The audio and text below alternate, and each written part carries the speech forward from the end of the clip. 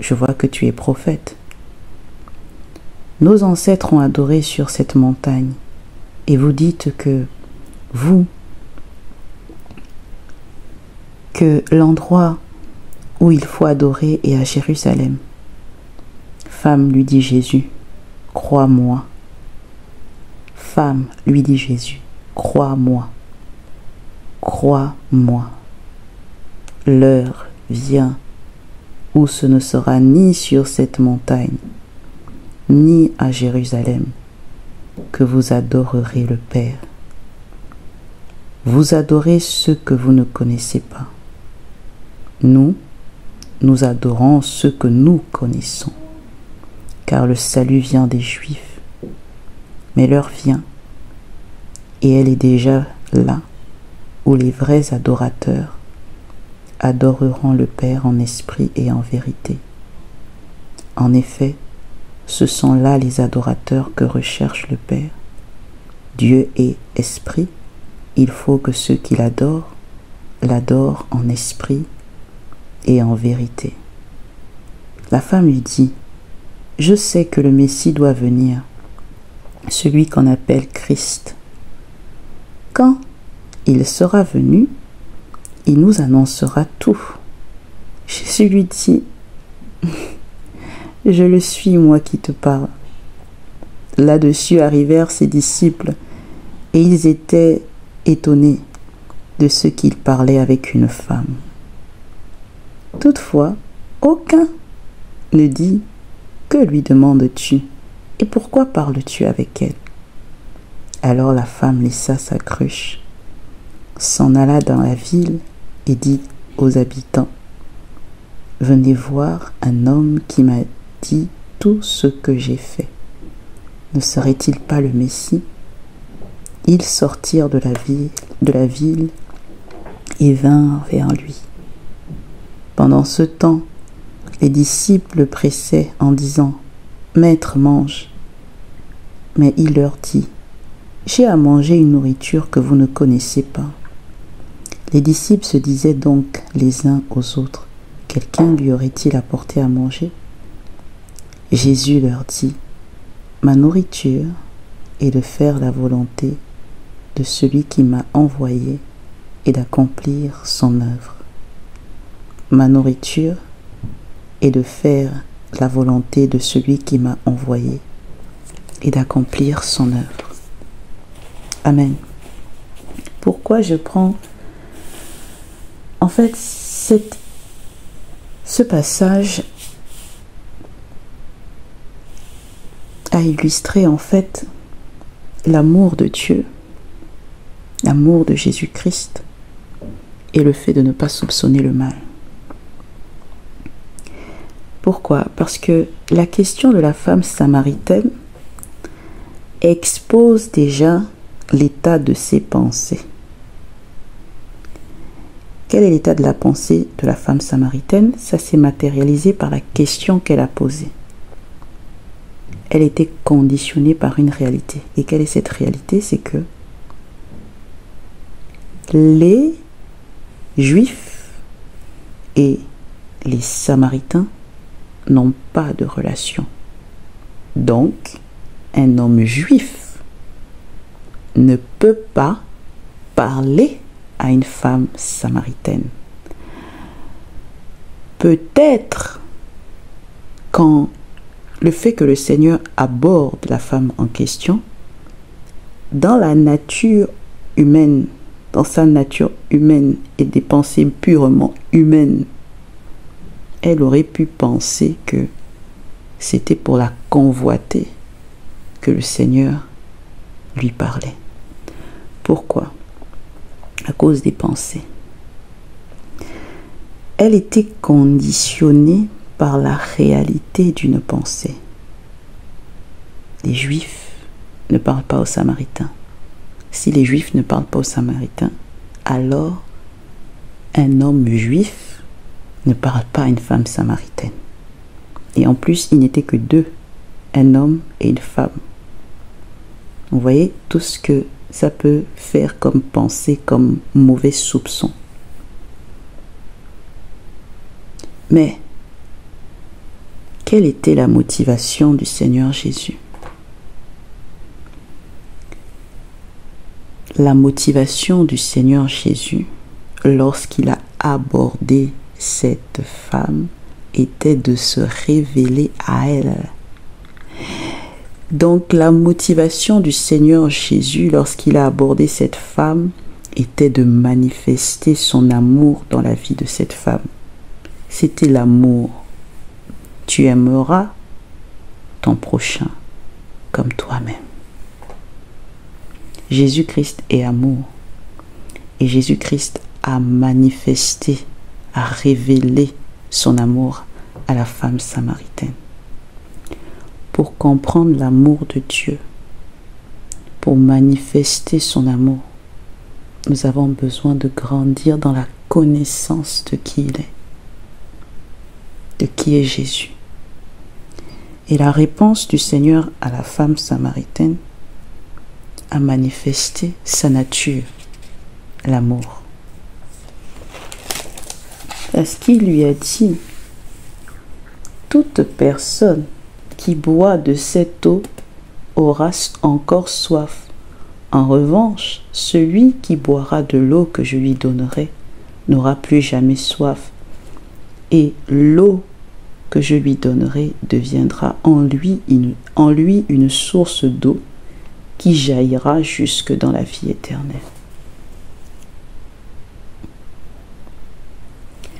Dieu, le Seigneur Jésus-Christ, a parlé à cette femme avec des intentions pures, ayant pour source son amour et le cœur de Dieu, manifesté par les paroles qui sont sorties de la bouche du Seigneur Jésus-Christ, a touché le cœur de la femme samaritaine. C'est pourquoi elle est allée dire, venez voir quelqu'un qui m'a dit. Et quand elle est allée parler de Jésus, d'autres personnes sont venues à Jésus. La manifestation de l'amour de Dieu dans la vérité nous fait toujours aller chercher des gens pour les amener vers le Seigneur. Mais ne nous fait jamais maintenir les gens dans un état qui les éloigne du Seigneur. En Christ,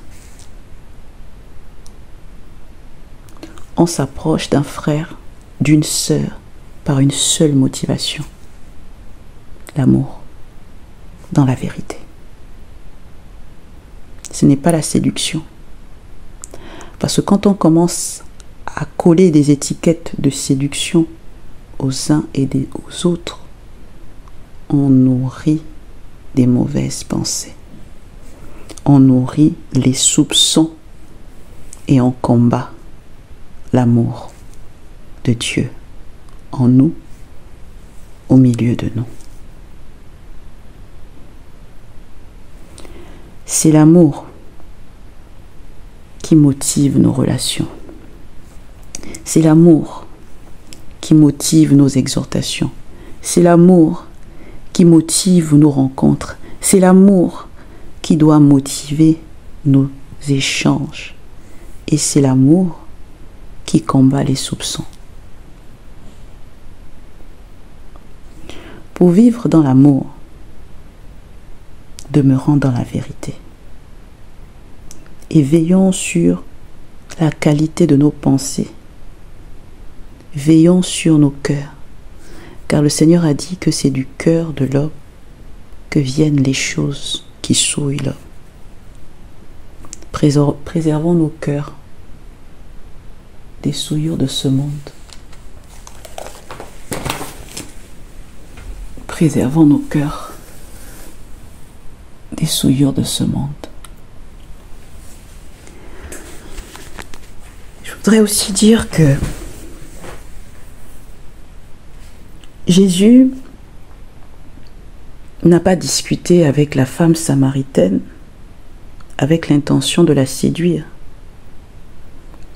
Jésus a parlé à la femme samaritaine avec le désir, je dirais même avec le cœur de la sauver. Parce qu'il est le sauveur de tous les hommes, les Juifs comme les Samaritains. Et donc une personne qui a l'Esprit de Dieu, que tu sois une femme, que tu sois un homme, une personne qui a l'Esprit de Dieu, lorsqu'elle va vers une autre personne, c'est dans le désir de sauver. C'est dans le désir de manifester la bonté de Dieu. C'est dans le désir de manifester la vie de Dieu. Mais dès lors qu'il y a des soupçons de séduction, tout ça, on n'est plus dans l'amour de Dieu. On n'est plus dans la vérité. Dieu est amour, alors que l'amour ne soupçonne pas le mal. Les soupçons, je dirais même les mauvais soupçons, détruisent les relations. Les mauvais soupçons détruisent les relations. Les mauvais soupçons obscurcissent les visions. Les mauvais soupçons, c'est ce que l'ennemi peut utiliser pour combattre une vision.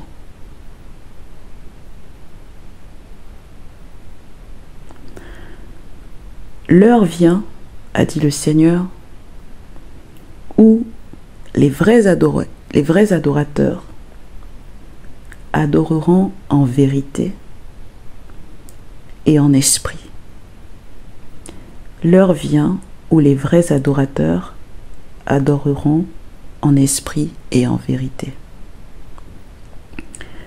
On adore en esprit parce que Dieu est esprit et de toutes les façons l'esprit de Dieu est en nous. C'est par l'esprit que nous avons la vie de Dieu. Celui qui n'a pas l'esprit de Dieu n'a pas sa vie. Il ne peut même pas le connaître. C'est pas moi qui le dis, c'est la parole. Et en vérité, parce que Dieu est vrai. Là où il y a le mensonge, l'amour ne peut pas grandir. Et c'est pour ça que nous devons être des adorateurs en esprit et en vérité. En fait, personne n'est parfait.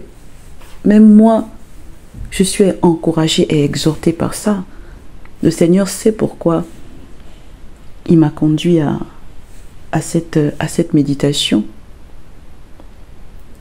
Mais pourquoi le Seigneur dit l'amour ne soupçonne pas le mal? Parce que là où il y aura le mensonge, là où il y a le mensonge, là où il y a la fausseté, là où il y a la calomnie, il y a les soupçons, les mauvais soupçons. Et pour casser ça, quelle est l'arme pour casser le mensonge? Quelle est l'arme pour casser les mauvais soupçons? C'est la vérité. C'est pour ça que les relations saines ont pour siège l'amour et la vérité. Parce que nous devons nous dire la vérité même quand ça fait mal, pour ne pas laisser les mauvais soupçons s'installer. Mais quand on commence à murmurer, à soupçonner, alors on développe toutes sortes de mauvaises pensées, de mauvaises intentions, et on attribue aux gens des choses qui ne sont pas, qui ne doivent pas être, des choses indignes, des choses impures, des choses qui souillent.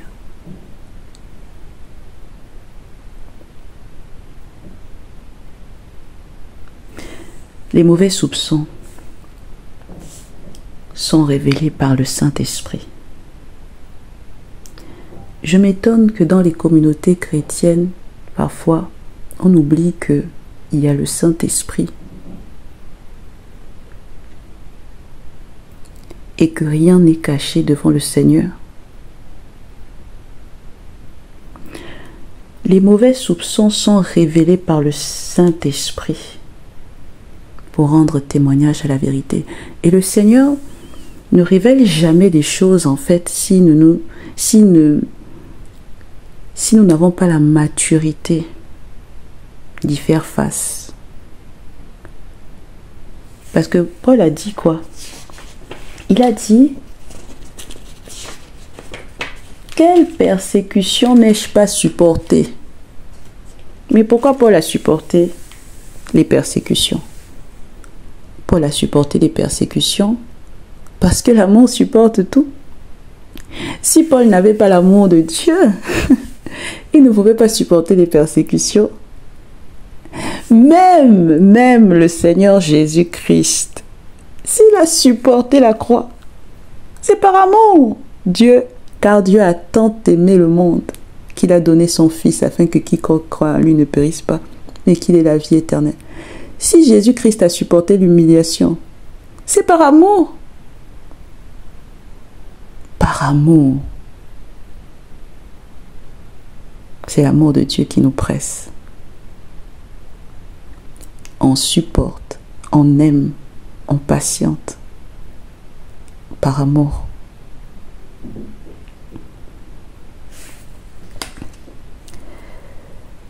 Donc les mauvais soupçons sont révélés par l'Esprit pour rendre témoignage à la vérité, pour manifester la vérité et pour demeurer dans l'amour. Dieu est esprit. Il est partout. Il voit tout. Il entend tout. Il faut que ceux qui l'adorent en esprit et en vérité, sans fausseté, sans murmure, sans soupçon. Lorsque Jésus parlait à la femme samaritaine, des personnes qui... On peut penser que les gens qui ont vu Jésus parler à la femme samaritaine se sont dit: ah, mais peut-être qu'il est en train de draguer la femme samaritaine. Mauvais soupçon. Ah, peut-être qu'il est en train de séduire la femme samaritaine. L'amour ne soupçonne pas le mal. Et le fait de tout le temps soupçonner le mal, en fait, c'est déjà une forme de méchanceté. C'est une forme de méchanceté dont on doit se débarrasser.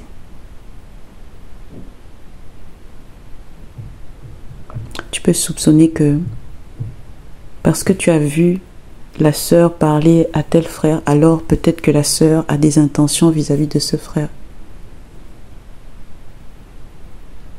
Mauvais soupçon. Méchanceté.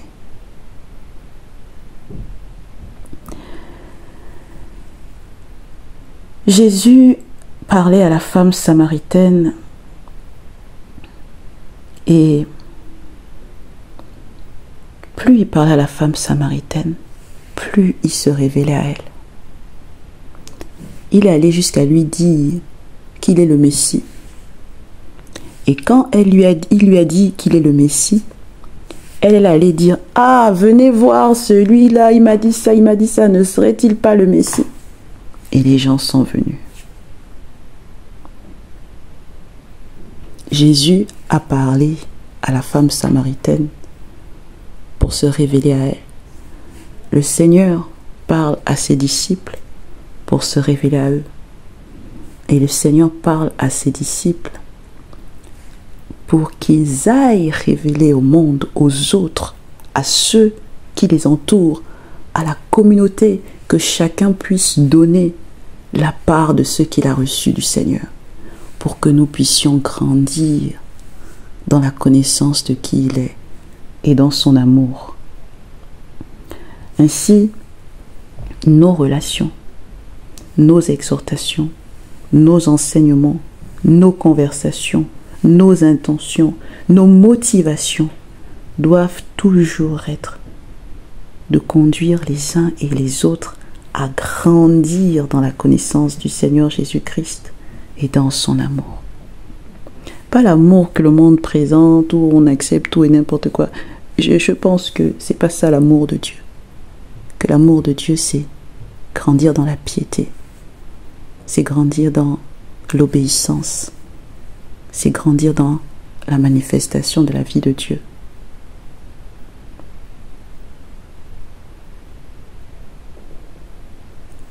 Tout ce que nous faisons, en tout cas en Christ, doit consister à grandir dans la connaissance du Seigneur Jésus-Christ et dans son amour pour l'adorer en esprit et en vérité. Dans le passage, l'histoire de la femme samaritaine, on voit à un moment donné les disciples qui viennent et qui sont étonnés de voir Jésus avec cette femme. Pourquoi? Parce que eux aussi, dans leurs pensées, ils étaient conditionnés par une réalité. Les Juifs et les Samaritains n'ont pas de relation. Mais comment Jésus peut être assis avec une femme samaritaine? Il est écrit que les disciples étaient étonnés.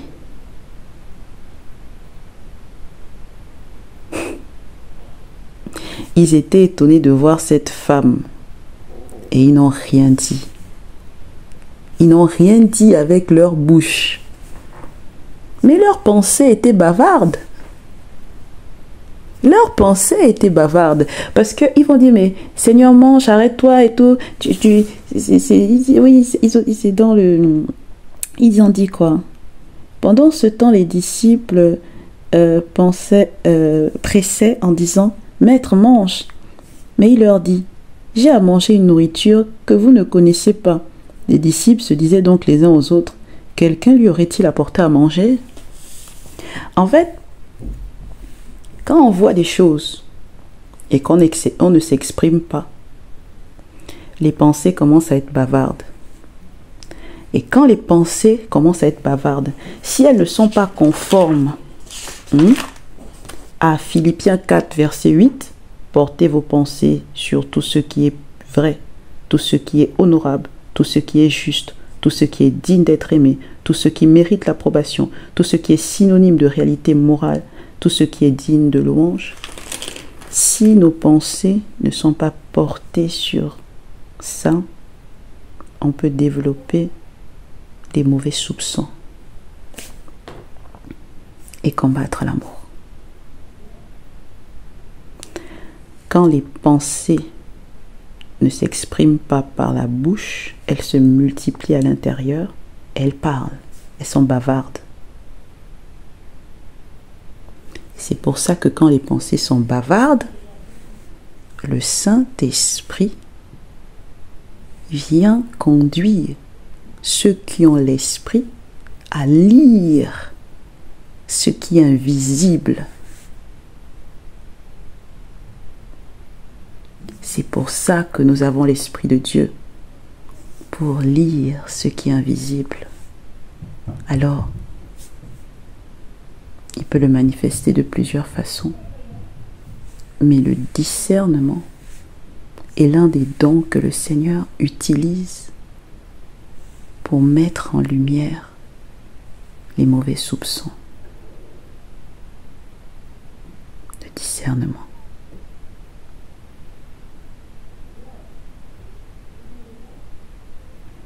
Il n'y a que l'Esprit de Dieu qui peut nous conduire à discerner les mauvais soupçons. Pourquoi?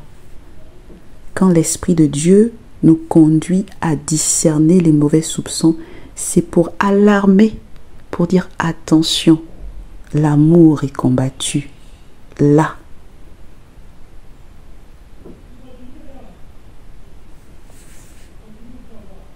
Il faut que ceux qui l'adorent en esprit et en vérité.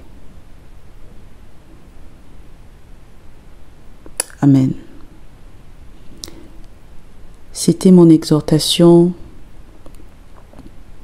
et je prie que vraiment, dans nos relations maritales, dans nos relations professionnelles, dans nos relations spirituelles, le Seigneur nous aide Que le Seigneur m'aide, que le Seigneur t'aide, que le Seigneur nous aide à ne pas développer des mauvaises pensées, mais à se laisser nourrir, remplir par son amour, parce qu'il a dit: toute personne qui boit de cette eau-ci aura encore soif. En revanche, celui qui boira de l'eau que je lui donnerai n'aura plus jamais soif, et l'eau que je lui donnerai deviendra en lui une source qui jaillira jusque dans la vie éternelle. Amen. Que Dieu vous bénisse et que son amour soit notre partage. Amen.